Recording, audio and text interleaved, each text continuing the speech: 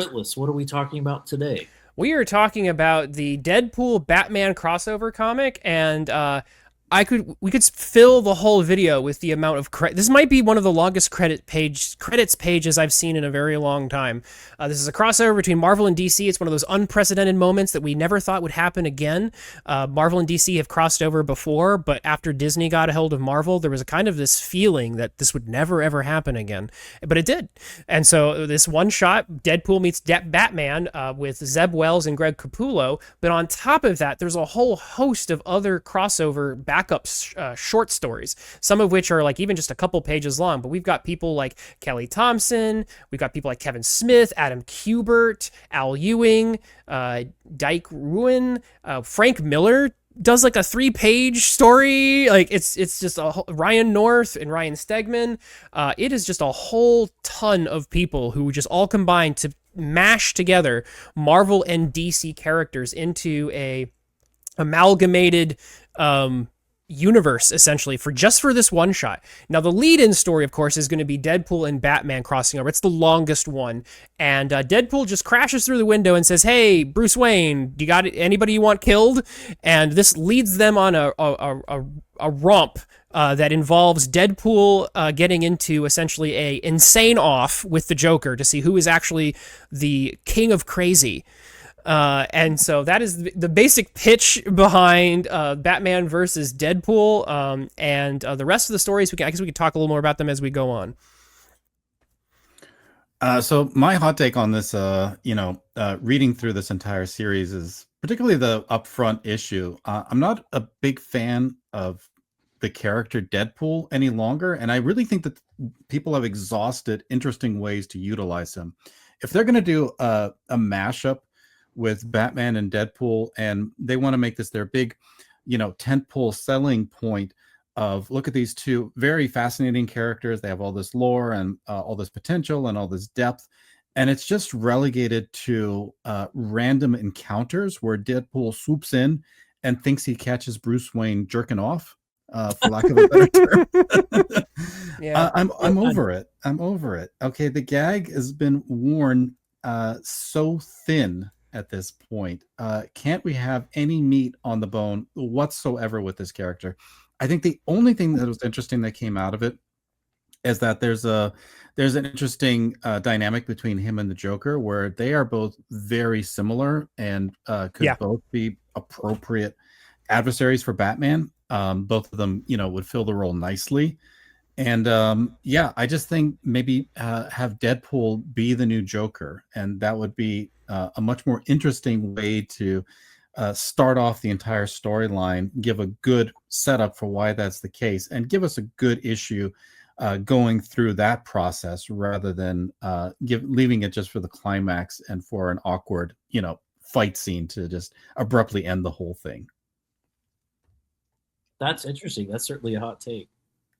Yeah, because isn't Dead because so the Deadpool that we've read together over these reviews, like the whole thing that he's a mercenary is kind of like the excuse to get him into any random scenario, right? Like Mhm. literally does not care so long as he's getting paid. It's hard to see him as a villain in that scenario, but maybe they should have taken that sort of risk rather than to just introduce him in this way. It's it's challenging, like because like Twitless and I mean, all three of us, we've talked about these kind of mashup comics, these one shots. I can tell that it's challenging, in particular with a character like this. Uh, it's obvious. I mean, he's got a long-standing history of just making the whole comic about him. Like it has to be a funny book because he's there. Like it's always his comic, and that makes it makes it really hard. Like I'd rather see him engage with Superman in a way than with Batman for that reason, But maybe that's why you have to go with Batman because Batman has never like laughed at a joke in his life, and Deadpool can't stop making them. Yeah. Uh, and that's the sort of tension that they felt like would be potent and worth the mashup. And it's probably results are varying on on that particular decision. Like, So what do you yeah, think? I'm with Well Read that I actually am a little weary of Deadpool as a whole, but I don't think that's the fault of this comic. That's just because he's just been overused. He's like, oh gosh, what's the actor who's played the Mandalorian, the guy who's in everything that I completely blanked on. Pedro Pascal. Yeah, he's Pedro Pascal'd out essentially. So like I agree with that sentiment. I think the comic as a whole works, and to what you said there, Matt. I highly encourage anybody who wants to engage with this particular comic. Try like writing a crossover between two properties like this. It's hard.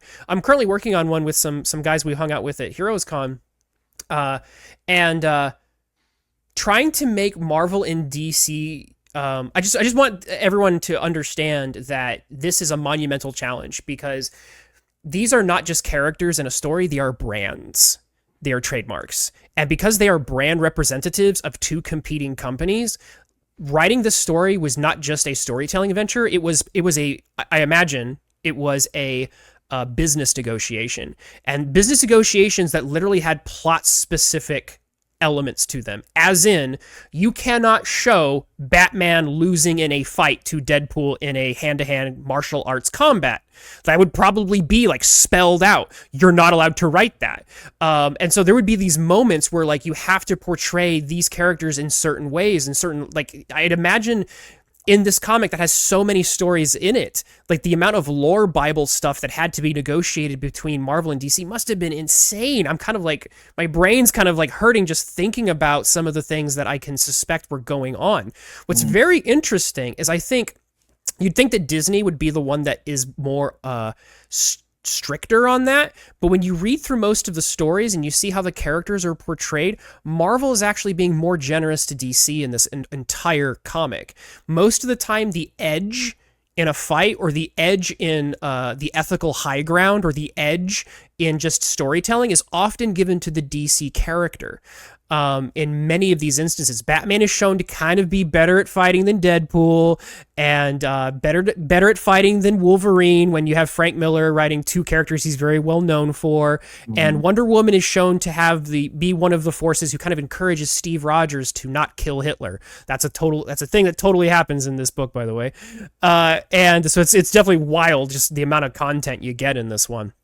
So I just one of the things that I appreciate about this comic is the fact that in its creation, what you're seeing in just the negotiations, like all of the business things that had to be agreed to have these moments.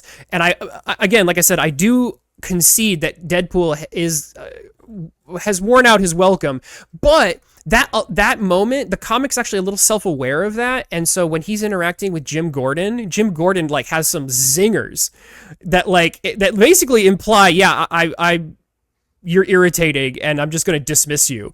There's even a moment about like, I don't have any time for. He makes a joke about Deadpool's dad that was really funny.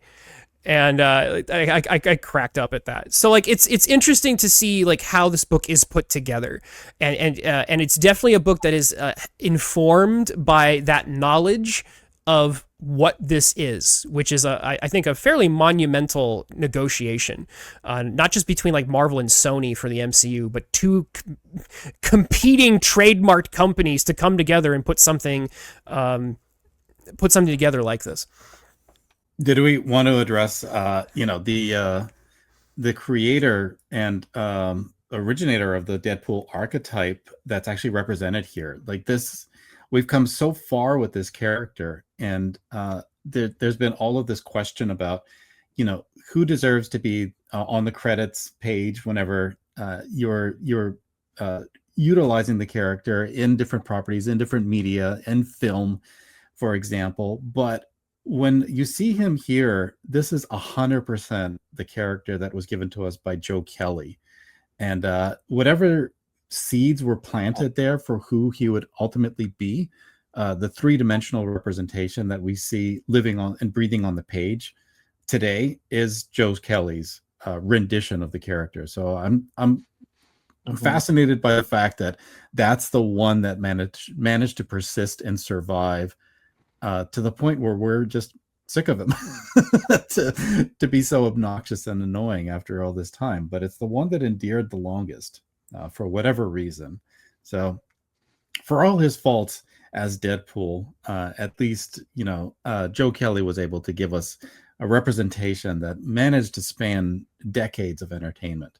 And, we appreciated that up until we didn't.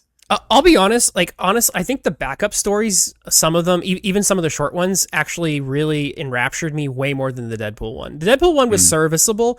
The one that really is going to stick with me for a very long time is The Gun and the Sword by Chip Zdarsky and Terry Dodson. That's the Wonder Woman and Steve Rogers Captain America crossover. Mm-hmm. And that one actually establishes like a whole alternate lore where like you get to see a bunch of like a sort of like a montage of like Marvel and shared DC history in this new universe. And so Wonder Woman is helping the Fantastic Four fight Galactus with Green Lantern, and Wonder Woman is encouraging Steve Rogers to not kill Hitler with a gun. But then there's a wonderful turnaround where Steve Rogers says, he encourages Wonder Woman to not kill Maxwell Lord, which was an infamous moment in DC history where Wonder Woman snapped Maxwell Lord's neck to prevent him from controlling Superman. And so in this reimagined continuity, Steve Rogers is basically paying Diana back by saying, hey, you encourage me to not kill, I'm going to encourage you to drop the sword as well. And so like the two of them end up being, and there's such a natural fit for each other. Like basically I've heard people say Steve Trevor and Steve Rogers and get them confused with each other. And so like it's such a natural fit for these two characters to play off of each other. And so that story and how it ends made me want to read an entire comic series that we never got, where Captain America and Wonder Woman like were together, and like it was this promise, like I said, and they even they allude to this history that never happened, and I instantly felt familiar with it. It was this sort of impossible nostalgia, and I was like, because it was all these scenes that were familiar to things I knew, but they were spun in a very different way. But I was like, I missed it. I wanted to read it, and like it's way better in my opinion than the.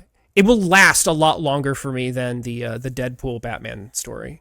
I'm going to cheat a little and pick two favorite stories from this anthology book. I liked the Al Ewing Green Lantern and Guardians of the Galaxy mashup, seeing Rocket Raccoon get one of the rings.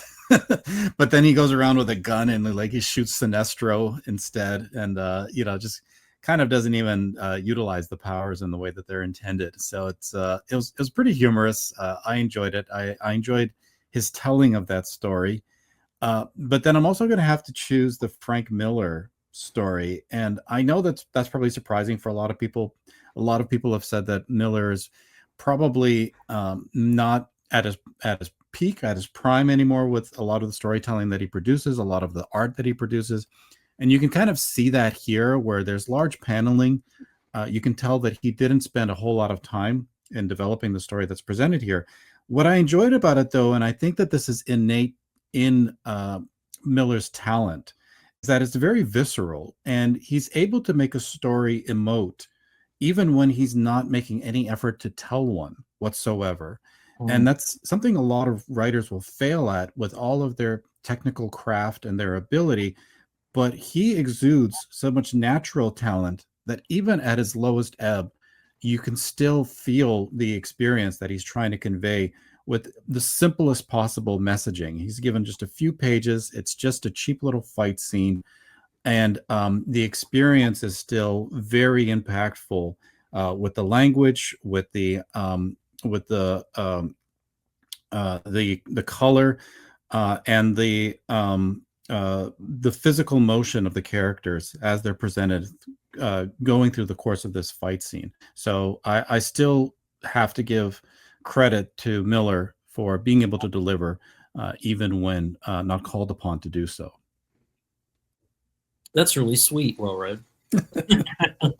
I know I'm going to echo that, because one of the things that I thought was fascinating is that story, in my opinion, was so bad it flipped back to good, because it's literally just it is hyperbole. It's hyperbole as Batman and Wolverine just like talk about how they're going to beat each other so hard that your kids will look like me, and that's just they're just repeatedly do that.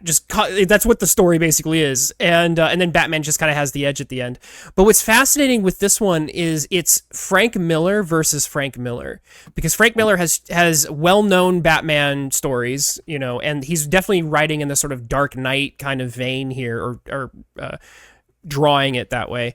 And then he has, well-recognized work on Wolverine as well, that miniseries, for example. So it's really, again, this is one of those comics that definitely rewards long-term readers of these characters and who know some of that inside baseball, because you're not just reading a story about Wolverine and Batman, you're looking at an artist who's essentially kind of having fun mashing two toys together that he has played with for years.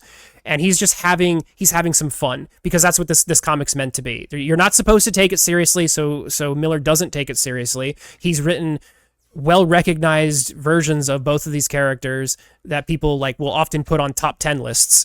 And so when they give him another shot at it, he just decides to, take out the piss a bit. And you can't really fault him for that. So but it's actually helpful to know that little tidbit, because otherwise, if you read was it 3 pages or something? It's a little bit like, what the heck was that? so which is a perfectly natural way to process this story. But it does, knowing those elements from comics history does help you kind of appreciate this on another level. And I think that's also what this book is meant to be for. So this is, I'm interested to hear Matt C's take on this, because this comic was the furthest. This comic was not meant for you. So as a comic that was not meant for you at all, what is your take on that? Reading that sort of thing. Well, so now, thinking from an art perspective, I kept thinking about 2000s era Deadpool and the saccharine art style that we got generally back then, with hot purple and sky blue shadowing and this sort of thing. That everything felt a little squishier back then. People had big fists and feet, and they kind of felt like they looked like toys a little bit. And in this comic, I mean, while more reserved, and it is trying to strike a balance between what you expect from Batman and Deadpool, I think it leans a little more. It still felt a little sugar sweet, and I kind of feel like that makes it imbalanced. I did feel like I'm aware enough to know that this is Miller's kind of love letter to himself in a way. Like he's playing with two toys that he very famously knows and has explored in detail in their own respective registers. So, but given that, I think it would have been interesting. I would have felt a little more interest if it wasn't colored as sweetly, which kind of hits the non-serious tone of the writing as well. Like it's just like both sides are leaning in one direction, which makes me. I think I'm discovering this as we were talking, as you guys were talking about it. Like it just doesn't feel like a mashup when you get that, because we're just getting Deadpool's tonality across all the other characters. He just kind of spills himself on everyone else, and they're forced to live in his world. And it actually would be interesting. I don't even know. I know I've never read a Deadpool comic that's done this. You guys might have, where he's forced to live in another character's arena a little bit more. I think that could have been a little more interesting. Do you know what I mean? And there's a way to do that with art, and there's a way to do that with writing, with story. But this was more about Deadpool, I think, and everybody else just had to react to him, which definitely killed. It just by in that sort of arena, Joker just evaporates, which is basically what he does in this. There's nothing for him to really do except attempt to do some one-liners that. But then you just think, what, isn't Deadpool here to do the one-liners? Why am I looking at this a second Deadpool in this scenario, especially with that coloring and that art style. And the shaved side of the head, like, come on, that's probably the worst part of the art. So I went with that addition. But yeah, so I like mashups. I think you could sell me on a mashup if I feel the tension from the cover, and it would be nice. It would be nice to put Deadpool on his back heels a bit, and you can do that visually by just signaling that he's in Gotham. He's in Batman's world. You can do that visually. You just put all of Gotham in Deadpool's world visually, and that just kind of defangs the scenario a little bit. Like, everything's going to be silly goose, and it was. And that's fine. That's a decision you make. That's a creative decision. But as someone who this is not written for, if you were to write it for me, it would be neat to see Deadpool out of his element and in other characters' element. Mm-hmm. That's an interesting thing to notice, because that might be also part of the balance they're trying to strike, though, because Batman has the edge over Deadpool in the story narratively, in the sort of like, in the sort of like hierarchy, the power hierarchy. But to counteract the fact that Batman is depicted as kind of better than Deadpool, both morally and in fighting, this story it does feel like it's a Deadpool story that Batman's in. So like that's almost like the cost of admission. You know what I mean? It's like, it's going to be Deadpool's story overall. It's going to feel like we're in Deadpool's world, but Batman's going to be better. He's going to be given the edge. So again, that might be. I don't know if that was one of the contractual negotiations, but that might be just one that naturally happened as they created this to like make everyone happy. But I think it is interesting because again, you have a lot of lore nerds who have tons of opinions on who is going to win in a fight between these characters, or who is more superior at what they do. And so you have to walk this tightrope with that. And so it's really fascinating to see how that was negotiated. And in this case, what you see is, like I said, it's a Deadpool story, but Batman gets to get that to be seen as better, and it's interesting to see how those negotiations happen in the other stories as well. Yeah, for sure. So final thoughts then. Apologies, I forgot it was me to do the final thoughts. Twitless, how about you go first if you'd like? I liked it, but I think I liked it more when we got through the main story, which is kind of a shame.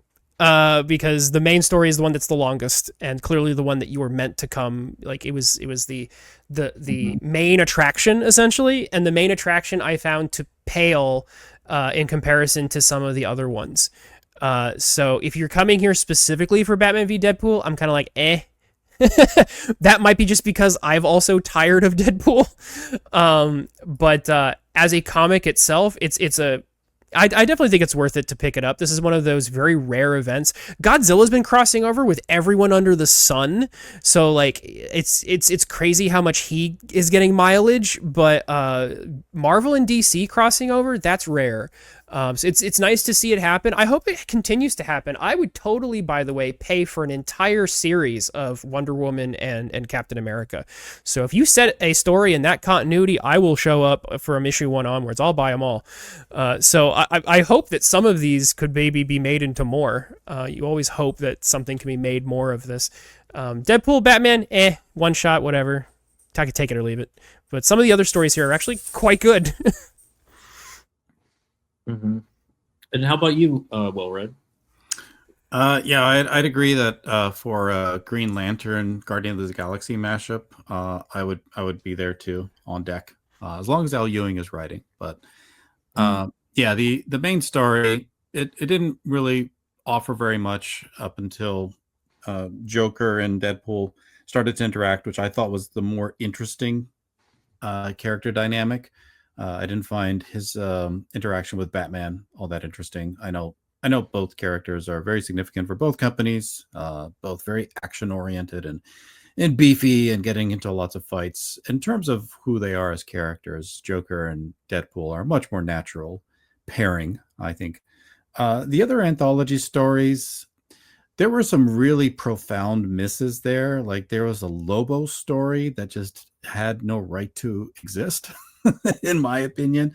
It just didn't tell any story whatsoever. I don't even understand why it was there on the page. And just there were some really strong misses. I know that Twitless is very fond of the Captain America and Wonder Woman story. It was serviceable. I thought it was fine. But then there was another one after that had Crypto as the main character, and I don't even think there was dialogue for that one. I don't quite recall. Just a lot of forgettable filler was also in this book. So it's whether or not it was worth it. I'd say maybe half was half was worth the price of admission at a discount. The other half you could have just completely tossed into the waste bin. So not really something, too monumental, too important, too significant, but a mark in history, something that was accomplished and done. We learned a lot from the experience. Let's move on. Thank you very much for checking out the video. Subscribe, like, and stay tuned for more.